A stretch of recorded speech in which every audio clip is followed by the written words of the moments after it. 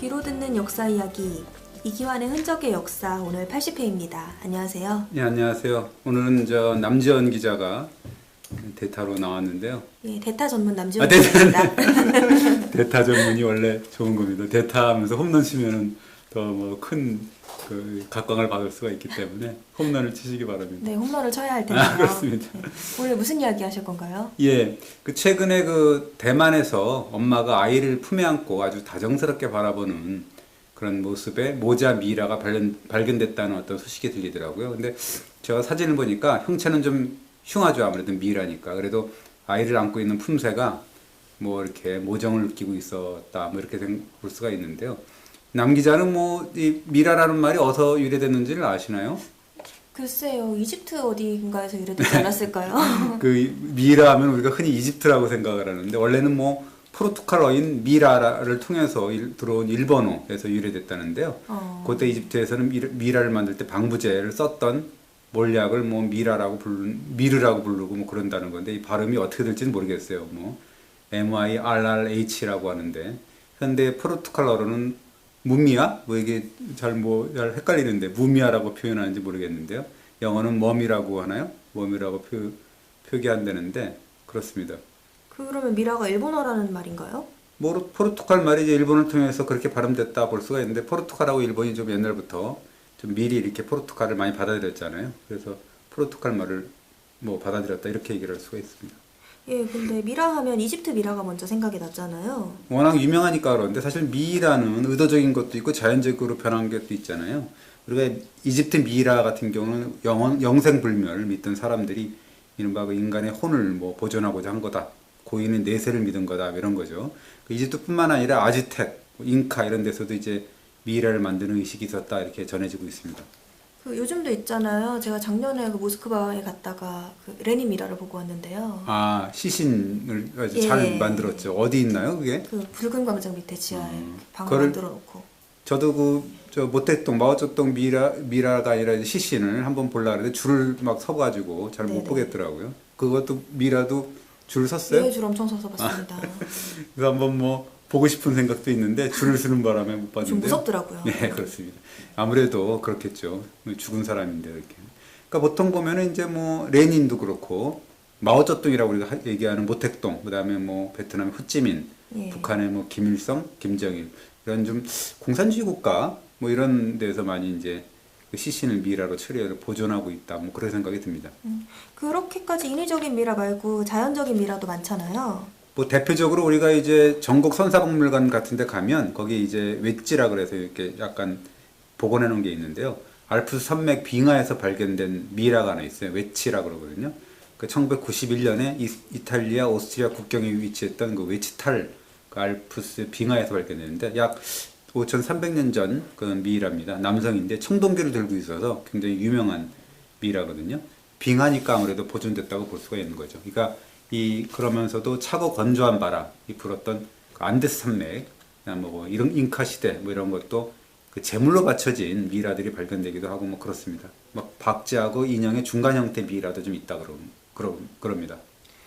습지 같은 데서도 잘 보존이 된다면서요. 예, 북유럽이나 스코틀랜드, 북아일랜드에서는 이제 보그피플이라고 하는 어떤 미라가 많이 발견되는데 늪이나 습지 같은 게 이제 아무래도 그 늪의 화학 성분 같은 게 미라를 부패시키지 않고 남아 있는 거고 그런데 우리가 흔히 신안 앞바다나 이 뻘 밑에도 이제 유물들이 잘 남아 있거든요.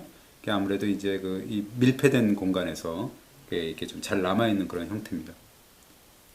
우리나라 같은 경우에 예전에도 미라가 좀 많이 있었나요? 많이 발견이 되나요, 지금?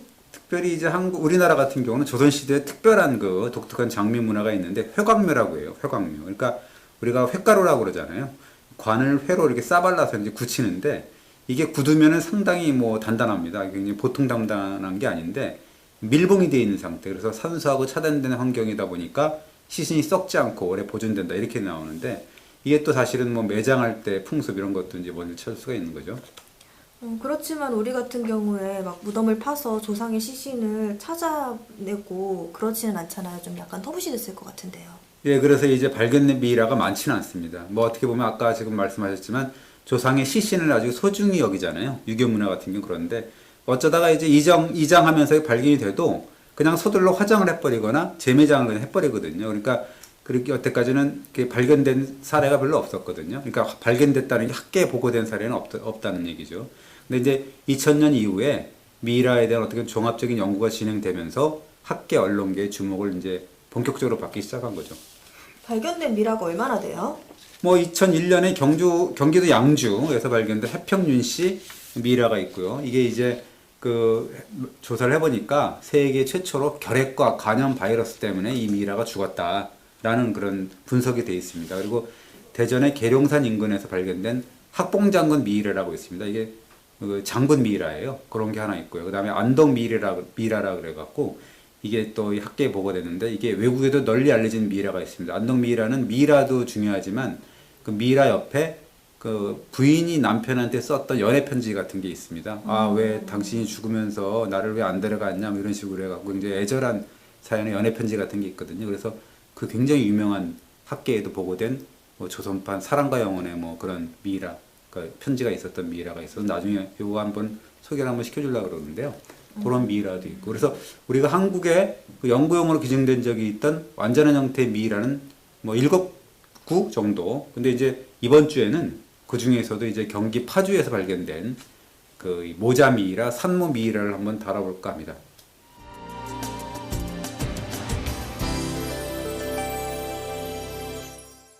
산모미라요? 예, 그렇습니다. 2002년 4월에 발견됐거든요. 이 경기도 파주, 파평윤씨 모자 미이라인데요.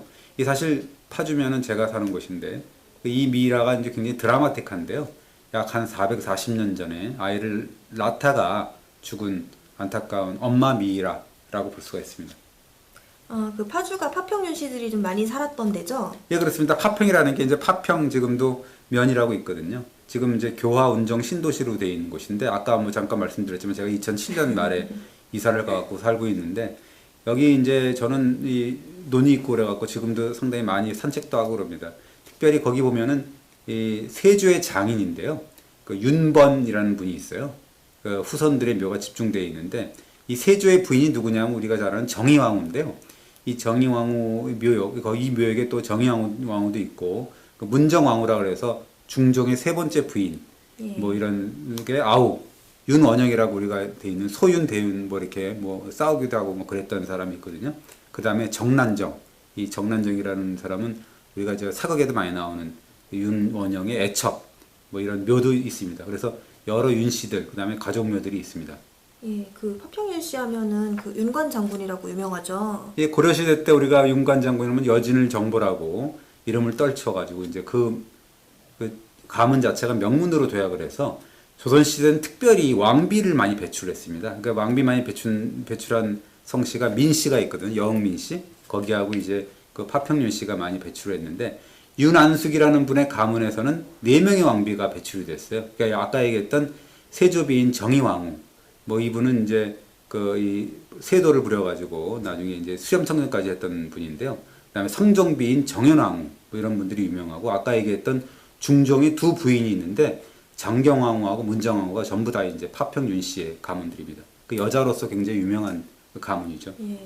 그런데 이렇게 파평윤 씨가 많이 살았고 그런 파평윤 씨 무덤도 많았을 텐데 여기에 예. 이런 파주에서 미라가 발견됐다고요? 예, 그렇습니다. 그때가 이제 2002년 9월 6일이었는데 이 파평윤 씨 종중이 그때 이제 묘역 정비 작업을 벌이고 있었는데 이게 1년 전부터 뭔가 하여튼 연고를 알 수 없는 무연고묘라고 우리가 얘기하는데요. 그게 하나 계속 있었다는 거예요. 그래서 이제 그 다른 묘역을 정리하다가 그때 이제 전문가 두 사람이 이제 묘역이 이제 그때만 해도 이제 문화재 그쪽이니까 전문가들이 입회를 하게 돼 있거든요. 그래서 입회를 하고 있는데 그 입회한 사람 중에 하나가 이제 고려대 박물관 연구원이었던 김우림 씨가 있고요. 그다음에 단국대 교수인 박성실 뭐 이런 분이 있었는데 그분들이 이제 전문가 자격으로 참여를 하고 있었답니다. 그래서 문중에서 이 묘역 정리 작업을 하면서 옆에 무용고무가 하나 있기 때문에 저걸 한번 조사해보면 어떠냐라고 제안을 했다는 거죠. 그리고 이제 마침 또 포클레인도 있고 전문가도 있고 그다음에 주인공이 누구냐 싶어가지고 한번 보고 싶었던 거죠. 그게 좀 무연고무가 마음에 걸렸나 보죠. 예, 그렇습니다. 뭐 그때 당시에 그 1년 전에 그러니까 2001년이죠. 거기 보면 이게 무용교묘가 좀 파헤쳤던 흔적이 좀 있어갖고 도굴의 흔적이 있었다 그러는 거죠. 그래서 한번 확인해보는 차원도 있었다 그럽니다. 뭐 그러면은 뭐 문중 사람도 있고 전문가도 있고 장비도 있고 그렇게 안 할 이유는 없었겠네요. 예, 그렇습니다. 그래서 이제 막상 포크레인으로 파기 시작했는데 만만치는 않았다 그럽니다. 비석이 있었던 것도 아니고 그 다음에 이제 결국은 그래서 그 회광묘로 돼 있었는데 아까 얘기했던 그 회광묘 내부를 봐야 되는데 너무 단단했던 거죠. 이음새도 보이지 않았다 이렇게 나옵니다. 회광묘가 그렇게까지 단단한가요? 아까도 잠깐 말씀드렸지만 돌처럼 굳어버린다 그럽니다. 이 회각이라는 게 뭐 어떻게 하냐면 석회하고 그다음에 가는 모래 그다음에 황토를 3대 1대 1로 섞어서 이제 회다짐을 하거든요. 그래서 이제 무덤 구덩이하고 그다음에 그 이 관곽 6개 면을 모두 싸바르는 그런 거거든요. 왜 회를 바르는 거예요, 그런데? 이게 이제 유교의 장례법입니다. 주자 가래를 보면 이렇게 나옵니다. 횟가루라는 거는 나무 뿌리를 막고 물과 개미라는 게 자꾸 이제 관을 막 이렇게 거의 막 쪼잖아요. 먹잖아요. 그래서 그걸 방지한다.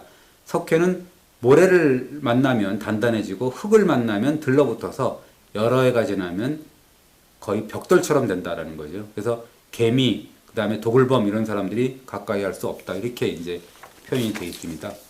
안전하게 지키기 위한 그런 방책이었던 예, 것 그렇습니다. 같은데 그래도 그 포크레인으로도 안 깨질 정도로 그렇게 단단한가요? 예, 그렇습니다. 너무 안 깨지니까 이거 우리가 이제 포크레인을 보면은 이렇게 파는 것도 있지만 쇳날 같은 거 브레이커라고 하거든요. 그걸 장착을 해갖고 이렇게 때려갖고 이렇게 깨는 그런 장치가 있습니다. 그래서 이 쇳날을 장착을 해가지고 그렇게 그 돌처럼 굳어진 무용교 회광묘를 노출시키고 그다음에 목관을 덜어내고 이럴 때 이제 1시간이나 걸렸다는 거죠. 결국 이제 관을 열었는데 그런데 거기서 이제 명문 글자가 보였다고 합니다. 무슨 글자였어요? 내관의 천판, 그러니까 위에 보면은 파평윤씨 지구라는 글자가 있었다는 거죠. 그러면은 파평윤 씨의 무덤이라는 뜻 아닌가요? 무슨 의미가 네. 또 있나요? 근데 이게 우리가 흔히 명정이라 그러는데 명정은 죽은 사람의 관직과 성씨 이런 이제 적은 깃발이라고 할 수가 있는 건데 이 고고학자들이라는 사람들이 뭐 아주 작은 단서로 당대 역사를 어떻게 보면 추정을 하는 거거든요. 그러니까 이 명정은 뭐냐면 나는 윤씨 가문의 여인입니다라고 이제 신분을 소개하는 겁니다. 왜 여자예요? 남자일 수도 있잖아요. 이게 되게 간단한 건데요. 조선시대니까 만약 남자였다 그러면 파평윤공 누구누구 뭐 이렇게 분명하게 이름이 있고 관직명까지 써 있을 거라는 거죠. 근데 이제 그냥 파평윤 씨의 무덤이라고 했기 때문에 이거는 주인공은 여자다라고 할 수가 있습니다. 네, 뭐 그럴듯하네요. 예, 그렇습니다. 그러니까 내관의 뚜껑을 다시 열고 뭐 이러다 보니까 이게 이제 더욱 놀라운 광경이 이제 눈앞에 펼쳐지는데 시신을 덮은 이제 한지가 이제 노출이 됩니다. 그리고 한지를 걷어내니까 호치마, 누비단 저고리, 겹저고리, 솜장, 옷 이런 것들이 이제 옷이 계속 보였다는 거죠. 이게 발굴단이 그러니까 이제 흥분할 수밖에 없는 거죠. 하나도 안 썼고 그냥 있었던 거네요. 그게 시신을 그렇게 꽁꽁 싸고 있었으면 속에 시신도 혹시 그럼 그대로 있었던 건가요? 그렇죠. 그러니까 저거는 시신이 그대로 있었으니까 썩지 않고 이게 미이라 상태로 그 사람이 남아 있었던 거구나라고 이제 우리가 짐작할 수 있는 거죠. 솔직히 좀 소름이 끼칠 것 같은데요, 저는. 뭐 저도 마찬가지일 것 같아요. 그게 사진을 보면은 굉장히 끔찍합니다. 그러니까 막 그 미라니까. 그러니까 뭐 어쨌든 전문가 입장에서 보면은 이제 고고학자나 뭐 아니면 이 김우리임이라는 분이 무덤 장제를 담당하시는 전문가거든요. 그런 사람들을 보면은 이제 굉장히 흥분하게 되는 거죠. 이게 나의 연구 자료가 나오니까. 그래서 문중 관계자들한테 부탁을 했다 그럽니다. 시신 좀 기증해서 우리가 연구용으로 좀 활용을 하자. 그 사실 아까도 얘기했지만 조선시대 회광묘에서 미라가 발견된 예는 몇 번 있었다는 거거든요. 그런데 아까도 얘기했지만 미라가 남은 후손들이 그냥 이장 전차를 마무리 짓고 화장하고 뼈만 묻고 뭐 그냥 바로 이장을 하고 그 다음에 이제 다 끝난 다음에 전문가한테 이제 보고하고 얘기하는 그런 상황이기 때문에 그때는 이미 늦는 거죠. 그 조상 시신을 갖다가 뭐 연구용으로도 학계에 기증한다는 것도 그것도 어떻게 보면 저도 안 한다 그럴 것 같은데. 약간 좀 꺼려지기는 할 것 예, 같은데 이 그렇습니다. 경우는 어땠어요? 문중에서 찬성을 했나요? 이 뭐 신분을 만약에 정확하게 알았다 그러면요 아마 찬성하지 않았을 것 같아요. 어느 분인지 알았기 때문에. 근데 이제 이분은 문중에서도 누군지 모르고 그러니까 궁금했던 것 같아요. 그래서 또 워낙 또 강곡하게 이제 요구도 하고 그러니까 누군가 한번 알아보는 건 어떤가 라는 생각을 했던 것 같습니다. 그래서 그 미라를 무덤에서 꺼내갔나요? 예, 그렇습니다. 이게 잘 안 돼 갖고 관째로 이제 이 고려대 박물관으로 옮겨갔는데 이 뭐 그때 당시에 법의학 전문가라 그러는데 김암겸 뭐 교수 이런 분들이 연구 분석을 맡았는데 이게 이제 목까지를 다 벗기고 그러니까 이제 미라의 형체가 노출이 됐는데 해부학 교실로 옮겨가고 그래서 이제 그거 보니까 바지에 명문 글자가 또 다른 명문 글자가 보였다 그럽니다. 점점 흥미로워집니다. 네. 무슨 글자였어요? 그게 이제 병인 윤시월이라는 자였다는 거죠. 병인 윤시월이면은 그 날짜 같은데요. 네. 병인년이면 되게 많잖아요. 네. 언제 돌아가셨는지 알 수 있는 그런 건가요? 어떻게 연대를 측정하죠? 네, 그렇습니다. 근데 그저 병인년 10월이라 그랬으면 굉장히 애매했을 것 같습니다. 왜냐하면 60년마다 간지가 돌아오잖아요. 예. 그러니까 그러면 60년 전인지 지금인지 뭐 1500 몇 년인지 모르잖아요. 예. 근데 이제 윤시월이라는 거잖아요. 아. 윤자가 보였다는 건 뭐냐면 시대 추정의 결정적인 단서죠. 왜냐하면 병인년인데 10월에 윤달이 드는 경우는 거의 없지 않습니까? 예. 근데 희귀하니까 그걸 이제 역추적을 할 수가 있는 거죠. 그래서 언제였어요? 그게 이제 1566년일 가능성이 높았다. 왜냐하면 그 묘제라든가 이런 걸 보고 여러 가지로 분석을 해보면 그럴 가능성이 높았다. 이렇게 보는 거죠. 네. 한 440여 년 정도 된 거네요. 예, 그렇습니다. 그래서 이제 그런 걸 토대로 해갖고 시신을 둘러싼 것을 다 벗기고 그러니까 이제 미이라가 노출이 되는데 아주 이 머리카락이 윤기가 흘렀다 그러고 얼굴도 뭐 노출이 되기 시작하는데 여인 머리가 여인의 미이라였으니까요. 그러니까 머리끈을 이용해서 머리카락을 고정시킨 모습이었고 이 당시에 이제 수습한 유물이 관을 포함해서 한 100여 건이 넘었다 그러는 건데요. 여기 보면 이제 머리카락을 수습하는데 그 옆에 보면 머리카락을 감쌌던 종이들이 굉장히 눈에 띄었는데 여러 종류의 한글 편지화가 이제 발견이 된 겁니다. 그 당시에는 유물이 안 보인 거죠. 왜냐하면 이제 미라가 중요했으니까 미라를 딱 보니까 거기에 이 모든 사람들이 집중을 하게 된 거죠. 그랬겠죠. 얼마나 흥분이 됐겠어요. 예, 그렇습니다. 미라가 과연 누군지, 그다음에 어떻게 죽었는지, 온통 이제 미라 상태가 어떤지 이런 걸 이제 온통 그 생각뿐이 없던 거죠. 근데 미래 상태가 아주 좋았나 보죠? 예, 그 김한겸 교수 말을 보면 이렇게 얘기를 합니다. 얼핏 보기에도 영양 상태가 좋아 보였다. 살짝 피부에 손을 댔는데 탄력이 있었다는 거죠. 미이라인데도. 그리고 팔을 잡자 이렇게 움직였는데 이거는 뭐냐면 시신에 아직 수분이 남아 있었다라는 걸 보여준다 이거죠. 그러니까 수분이 없어졌으면 탄력은 떨어질 수밖에 없기 때문이죠. 그러니까 이제 그럼에도 불구하고 또 보니까는 또 미이라의 배 부분을 이렇게 보니까 김한균 교수가 굉장히 깜짝 놀라는 부분이 있습니다. 아니, 어떤 문제가 있었나요? 시신의 옆구리, 복부 부분이 굉장히 심하게 부풀어 올랐다라는 거죠. 그래서 어떤 그 예상을 할 수 있었을까요? 그러니까 김 교수가 굉장히 이걸 보고서 처음 느꼈던 거는 저거는 암덩어리 아니야? 이렇게 이제 판단을 했습니다. 암덩어리라면 굉장하네요. 그 400년 전의 암덩어리라는 얘기잖아요. 그 대단한 거죠. 수백 년 전에 암으로 사망한 여인이지 않습니까? 예. 거기서 확인할 수 있는 암덩어리라는 거는 400 몇 년 전에 전 거니까 암 연구에 획기적인 실마리를 제공한 것일 수도 있다라고 이제 굉장히 홍보를 했습니다. 예, 암이 맞았어요? 근데 이제 그게 다시 한번 이 엑스레이, CT 촬영 이런 걸 했거든요. 더 충격적인 결과가 나왔습니다. 뭐냐면 이게 그 부풀러 올랐다 그랬잖아요. 아까 배가. 네. 그 복강, 그리고 복강이라 그러잖아요. 그리고 네네. 골반강, 그러니까 엉덩이 거기 네. 안에 보니까 이게 태아의 골격이 보였던 거죠. 이게 그거는 결국 암덩어리가 아니고 뱃속의 태아였다라고 볼 수가 있습니다. 그리고 딱 태아를 보니까 정상 분만 체위였다. 뭐 이런 그 분석이 나왔습니다. 분만에 가까웠다는 얘기인데 그러면 네. 분만하다가 죽었다는 이야기가 되나요? 그러니까 난산으로 사망했다. 그러니까 이제 의료진들이 굉장히 흥분을 했던 거죠. 그러니까 임신 도중에 사망한, 그러니까 출산 도중에 사망한 모자 미이라가 남아있는 자체가 기적이라고 할 수가 있잖아요. 그게 기적식이나 되나요? 그렇습니다. 이거 왜냐하면 임신 중에 사망하는 경우는 부패가스가 이제 장기에 차갖고 태아를 밀어낸다는 거죠. 근데 그 태아가 그대로 아직까지도 뱃속에 남아있는 거죠. 그래서 이제 다시 이 연구진이 CT 촬영 결과를 서둘러 이제 확인을 했더니 이 태아의 모습이 이제 더 확연하게 드러나서 마지막으로 이제 우리가 MRI라 그러지 않습니까? 자기 공명 영상을 찍어보자 이렇게 이제 했다 그럽니다. 아주 철저하게 살펴보겠다는 거네요. 예, 그렇습니다. 근데 쉽진 않았다 그럽니다. 이 영상의학과라는 이 옆에서 그 반응이 지극히 회의적이었다는데요. 왜냐하면 이집트 미라 같은 경우도 MRI 촬영은 불가능하다고 그럽니다. 왜냐하면 물기가 있어야 되는데 조금이라도 있어야지 촬영이 된다는 거거든요. 근데 저도 잘 모르지만 근데 물기가 없으면 촬영할 수가 없다는 겁니다. MRI 촬영이라는 거는.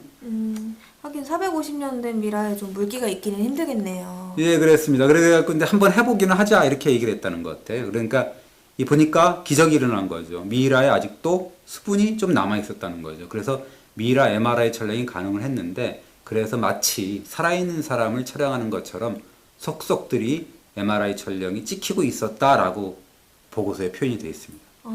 대단하네요. 네. 그럼 산모랑 태아 상태를 다 관찰을 할 수가 있었겠네요. 예, 그랬다 그럽니다. 그래서 뭐 생생하게 우리가 이제 TV를 보듯이 생중계하듯이 볼 수가 있었는데 두개골은 아무런 손상이 없었다. 그리고 자궁강에서도 공기가 많아서 태아의 전신 윤곽이 선명하게 보였다 이런 거죠. 그 자궁 안에는 만사 크기의 태아가 아까 얘기했듯이 정상 분만 체위로 자리 잡고 있었고 태아의 두개골 안에서도 엄마처럼 공기와 액체, 그 다음에 뇌 잔여물까지 있었다는 거고 태아의 키는 36cm 정도였다. 그래서 이제 의료진이 미이라의 외음부를 살짝 벌려봤는데 정말로 거기서 또 소스라치게 놀랐다고 합니다.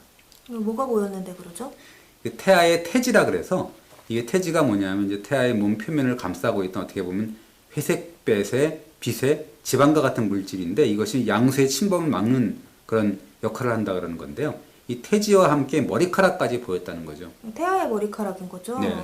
그럼 태아 상태가 어떤 단계였다는 거예요? 이게 우리가 이제 그 산부인과에서는 분만 2기라고 판정을 한다는 거거든요. 그 태아의 머리가 이 모체의 그 전장을 통과해갖고 외음부 가까이까지 도달했다라는 거거든요. 그러니까 자연분만을 보면 의학적으로 1기에서 4기로 나눌 수가 있다 합니다. 네. 우리가 이제 규칙적인 진통을 해갖고 시작이 된 다음에 자궁의 경부가 완전히 열리게 되는 1기라는 거하고 그다음에 자궁 경부가 완전히 열리고 나서 태아가 나온다는 거죠. 만출되기까지 2기가 있고요. 네. 태아가 만출된 다음에 태반이 나올 때까지 3기, 그 다음에 태반이 만출된 이후부터 분만 후 1시간 동안을 얘기하는 4기로 나눈다는 거거든요. 네, 그러니까 그럼 태아가 출산하기 직전이었다는 뜻이네요. 그러니까 이제 기막힐 노릇인 거죠. 2기라는 게 우리가 생각할 되게 초기가 아니라 네. 거의 나오기 직전, 만출되기 직전이기 때문에 이미 기막힐 노릇인 거죠. 그래서 산부인과 의사들이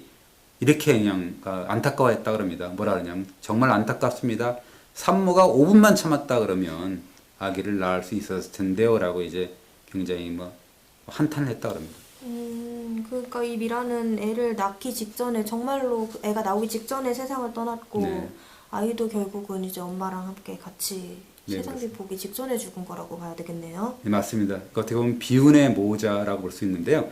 이게 우리가 이 모자 미라가 굉장히 비운의 모자지만 미라지만 그 역시 400 몇십 년 전의 후세 그에는 엄청난 자료를 이제 안겨준 셈인데요. 소름 끼칠 정도의 어떤 대발견이라고 볼 수 있습니다. 왜냐하면 분만 도중에 사망한 산모, 그다음에 태아, 미이라가 한꺼번에 발견된 것은 세계적으로도 유례가 없는 일이었습니다. 네, 아주 뭐 다각적으로 연구가 진행이 됐겠네요. 네, 그랬다 그럽니다. 뭐 이 또 언론 보도 때문에 얼마나 속이면서 알지 모르게 했겠어요. 네. 그래서 이제 몰래 했다는 건데 자연과학, 의학, 고고학, 국문학, 역사학자들이 총 출동을 했다는 거고요.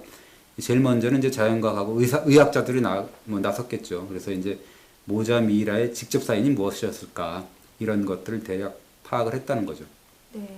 뭐 아이 낳다가 죽은 것까지는 나왔지만 아주 정확한 사인은 모를 테니까요. 예, 그래서 이제 부검을 해보니까 산모는 약간 살이 찐 비만형이었다라는 게 나오고요. 그다음에 영양 상태는 매우 양호했다라는 거고 우리가 흔히 나이를 측정을 할 때는 치아를 보고 결정을 하거든요. 치아를 감정해 보면 산모는 20대 초반의 여성이었다 이렇게 나와 있습니다. 아주 어린 나이에 좀 감당하기 힘든 네. 고통을 겪고 죽었겠네요. 예, 뭐 제 입장에서 보면 사실은 딸 같은 나이거든요. 네. 여성의 키가 뭐 1m 한 53.5 정도, 153.5 정도였다는 거고요. 이거는 이제 20살에서 21살 현대 여성의 키부에 비해서는 한 7cm 정도 작은 네. 그런 키라는 건데 옛날에는 뭐 그 정도면 비슷했을 수 있는 거고요. 미이라 상태는 굉장히 양호했는데 아까도 얘기했지만 근육이 손가락으로 누르면 이렇게 함몰될 정도로 탄력성을 유지하고 있었다 이렇게 나옵니다. 네. 그 장기들도 내부에 장기들도 다 남아 있었어요. 보통은 내장들은 먼저 썩어버리잖아요. 예, 이게 쪼그라들긴 했는데요. 내부 장기들이 모두 이제 확인됐다 그럽니다. 이 위 안에 또 내용물까지 나왔다 그러고요. 그 소장에서도 노란색의 또 소화물까지 이제 관찰이 됐다 그럽니다. 아니 440년 전 음식이 아직까지 내장 속에 남아 있었다고요? 예, 그렇습니다. 뭐 꽃가루도 남아 있었고요. 규조류 식물도 남아 있었다는 건데 장석을 보니까 식물성 섬유소도 보였다는 거죠. 그러니까 채소류 그것이 이제 산모가 먹은 음식이었다 이렇게 우리가 추정할 수가 있습니다. 기생충도 보였는데 그리고 이제 대장에는 약간의 대변도 남아 있었고요. 그 거기서 보면 기생충류가 이제 확인이 된 거죠. 네. 그러면은 그때 어떤 음식을 먹었는지 음식 습관들도 좀 파악을 할 수 있는 자료가 되겠네요. 그래서 이게 뭐 하나의 자료가 나오면 여러 이 학제 간의 그런 연구가 필요한 건데요. 이게 이렇게 파악을 할 수가 있는 거죠. 상류사에 속했던 여성일 거 아니에요. 어쨌든 간에. 그 파평윤 씨의 여자니까는요. 그 음식을 날로 먹거나 뭐 설 익혀 먹었다는 증거. 날로 먹었던 그런 뭐 증거가 나오는 거죠. 그래서 이 뭐 미라에서는 기생충 알을 가지고 우리가 기생충 감염의 증거를 찾아냈다는 그런 보고도 없었으니까 굉장히 대단한 그런 자료가 된 거죠. 네. 그 뱃속에 있던 태아는 어떤 상태였어요? 이 자궁을 좀 열어보니까 자궁벽이 2에서 3mm 정도 얇아져 있었다 이렇게 나오는데요. 태아는 좌측으로 약간 비스듬히 누운 자세였는데 이게 태아의 음낭하고 음경이 뚜렷했다 보니까 이제 남자아이였다는 거죠. 그래서 이제 머리는 산도, 그러니까 질에 진입한 상태였기 때문에 보이지 않았다는 거죠. 그러니까 뭐냐면 굉장히 나오기 직전이었다는 거죠. 한마디로 얘기하면. 정말 나오려는 순간이었네요. 그러니까 이제 5분만 참았다면 하는 그런 탄식이 나오는 거죠. 그래서 이 학자들이 뭐 혀를 끌끌 찼다 그러는 건데 다시 또 이렇게 다시 보니까 자궁벽을 이제 유심히 살피다가 이제 장탄식이 터져 나왔다 그럽니다. 왜냐하면 이제 자궁의 우측 부위에 3 곱하기 4cm 정도 크기의 별 모양의 파열 흔적이 너무도 선명하게 보였다 이렇게 파악이 됐습니다. 자궁이 파열이 된 거군요. 출혈이 엄청 났겠네요. 그렇죠. 이게 출혈 흔적이 컸는데 오른쪽 자궁벽, 그다음에 오른쪽 복벽이 흑갈색으로 변색이 된 거는 이게 이제 출혈의 흔적인 거죠. 그러니까 정리해보면은 출산 직전에 이 여자는 아들을 낳기 직전에 자궁이 파열돼서 피가 너무 많이 나서 죽었다 이렇게 정리를 해도 되는 건가요? 예, 그렇습니다. 그 사실 우리가 생각해 보면 조금만 5분만 참았다 그러면 온 가족이 뭐 대를 이어줄 사내아이 낳았다 그러면서 가문의 축복을 받았을 여인이었을 거 아닙니까? 그러니까 어떻게 보면 세상의 빛도 보지 못하고 안타깝게 죽은 태아. 이것도 사실은 만약에 태어났다 그러면 또 얼마나 또 귀여움을 독차지했겠어요. 그러게 말이에요. 예. 그런데 이렇게 죽은 산모의 신원은 파악이 됐어요? 예, 이제 아까 얘기했지만 산모가 죽은 게 1566년 그 윤시월, 그러니까 양력 12월이거든요. 예. 그걸 보면은 이제 그 아까 얘기했던 그 병인년 윤시월 문구를 보고 그다음에 예. 사망 연도 다를 역산해서 이제 얻은 결론인데 이 사실 미이라 주변에서 아까 유물이 많이 나왔는데 우리가 처음에는 간과했다 그랬잖아요. 예, 그 미라 보고 너무 흥분해서 편지 네. 같은 거에 신경을 못 썼다고 네. 하셨죠. 예. 그게 이제 그 시신의 머리카락을 감싼 종이, 그다음에 찬빛 이런 게 있었고, 그다음에 다른 부장품을 묶은 종이 이런 게 보였는데, 이때 보니까 그 죽은 사람이 이제 그 다른 사람에게 주고받은 편지 이런 것들 사실은 그 시대에는 관속에 넣는 그 풍습이 있었거든요. 그러면은 그 미라 옆에서 나온 편지로 주인공이 누구였는지 누가 주고받았는지 추론이 되겠네요. 예, 국문학자들이 이제 나와서 이제 쭉 관찰을 해봤는데 모두 7쪽의 이제 편지 문서가 나왔는데 이게 사실은 왜 어떤 결론이 나왔는지를 설명하려면 굉장히 길고 복잡해요. 그래서 제가 그 블로그에 써놓은 기사가 있거든요. 그걸 한번 면밀하게 살펴보시면 될 것 같고 이걸 딱 해보니까 국문학자들은 분석을 해보니까 파평윤 씨 가운데 윤원량이라는 사람이 있어요. 그 윤원량이라는 사람의 손녀일 가능성을 제기를 합니다. 네, 블로그에 가서 꼭 보겠습니다. 예, 근데 윤월량이 제가 이름을 들어본 것 같은데 유명한 사람이죠. 예, 윤원량은 사실 아까 얘기했던 문정왕후의 친정 오빠입니다. 그러니까 윤원영, 윤원로 이런 분의 형이기 때문에 사실 그 당시에는 굉장히 세도가였다 이렇게 보세요. 정말 엄청난 세도가였겠네요. 예, 그렇습니다. 그 학자들 분석으로는 윤원량한테는 자식이 3명 있었다는 거거든요. 그래서 학자들은 아이 낳다가 죽은 여인이 윤월량의 장남인 윤소라는 사람이 있거든요. 이 일찍 죽는 사람인데요, 나중에. 그 윤소가 첩하고 낳은 딸일 가능성이 높다. 이렇게 추정을 하고 있습니다. 뭐 족보가 좀 복잡하네요. 네, 그래서 아까 말씀드렸지만 다 설명하면 이게 말로 하기 때문에 굉장히 복잡합니다. 그래서 아까 브로그로 자세히 보니까 계도까지, 가계도까지 썼거든요. 그래서 한번 보시고 참고하면 좋을 것 같고 아마도 윤월량의 아들 윤소가 20살 무렵에 낳은 막내딸이 아마 이 비운의 여인일 가능성이 크다 이렇게 볼 수가 있는 건데요.